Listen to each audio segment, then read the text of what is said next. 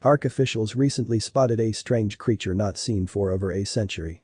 The park officials couldn't believe their eyes when they saw it. At first, they had a hard time even identifying what that animal was. It was like nothing they had ever seen before. But then, after reading some scientific literature and pondering the different possible hypotheses for what they had just seen, there was only one explanation. After more than 100 years, it had come back. It's scary to think how much we don't know about nature. Still, in this day and age, great extensions of land remain unexplored by mankind. And nobody knows what forms of life can be found there.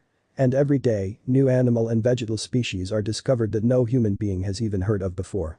Do you imagine how it must feel to be confronted with a piece of nature that has been thriving and evolving on its own, hidden from the human eye? It must be an awe-inspiring and humbling experience.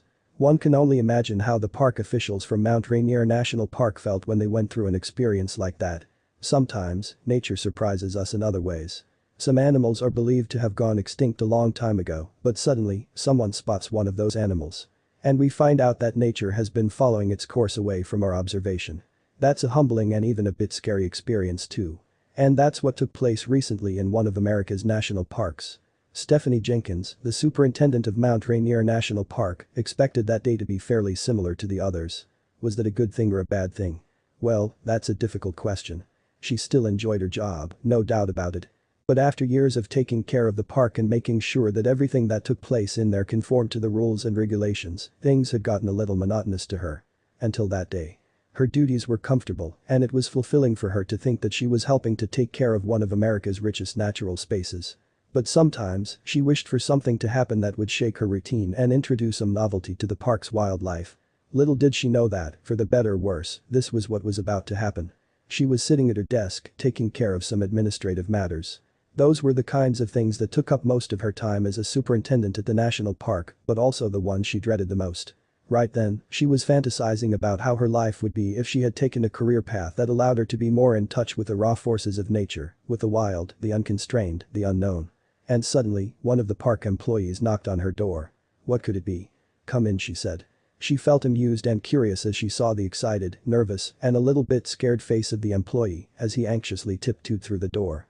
"Mrs. Jenkins, we have just seen something that, well, we don't know what it is. It looks like an eagle, but it looks like nothing we've ever seen before. And checking the records, I don't think it has ever been seen in this park either." Stephanie Jenkins felt an excitement that she hadn't experienced for years. Finally, something unexpected and wild. Or maybe it would be just a case of ignorance on the part of the park's employees. Rushing out of her office, she followed the employee to the area where he claimed to have seen the strange eagle. And then she saw it.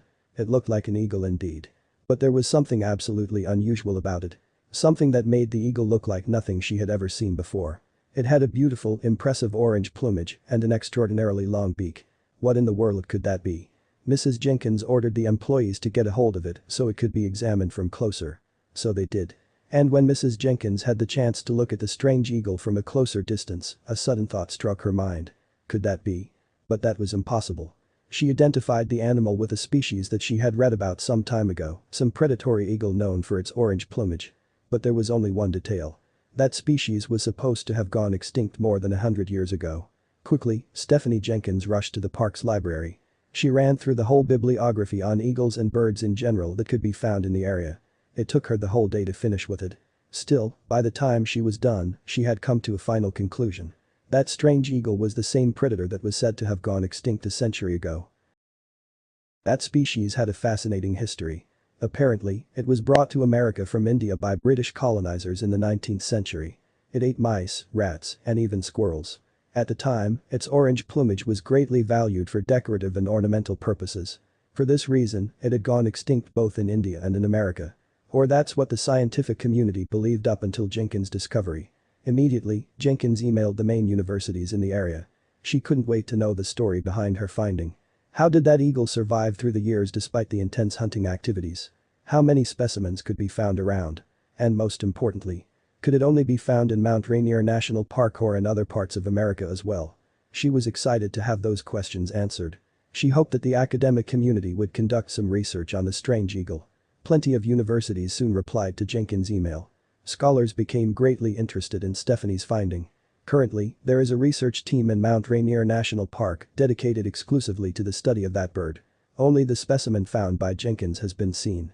Still, the possibility of more predatory orange eagles flying around other national parks or even common areas in America isn't excluded.